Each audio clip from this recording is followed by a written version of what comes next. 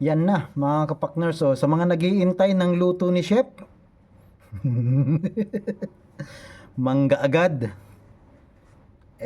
Talagang parang abukado ang gayat. Bakit bagay kay ganyan talaga magbukas ng mangga?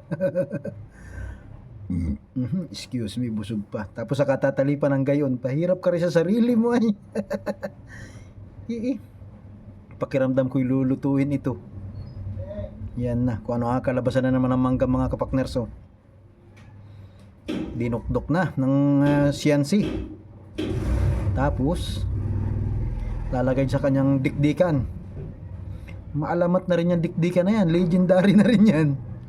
Yan dikdikan niya ng sili yan eh. Tapos, pero hindi mo pa binilindir. Alam ko na may biblender mo rin yan. Gagawa siya ng mango jam. Yung matamis na, tapos lalagyan mo pa ng papatamis, pinigaan ng lemon. Asim na matamis. Sige, pwede pa. Tapos, ano yan? Ilagay sa pitsil. Okay. Itlog at harina. Mga pampalasa. Parang nag-ano ka lang ng buhangin ha. Talagang gatas.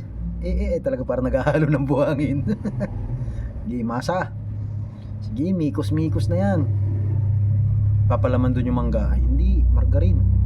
Kaya isang buong margarin. Wala. Sana naman yan. Ang sarap ng kalalabasan niyang iyong ipiplex na yan. Para na siyang siupaw. Isang malaking siupaw. Ano na baga naman yan? Sige, anong kakalabasan yan?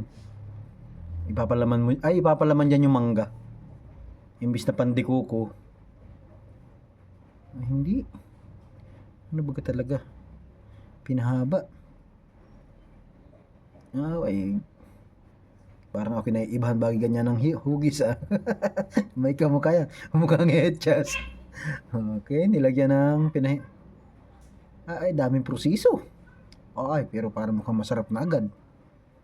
Tinanggal yung ibabaw. May mangkok pala. Doon ipapalaman yung mangga sa tinapay na yun. Tapos nilagyan ng mga ice cream. Strawberry.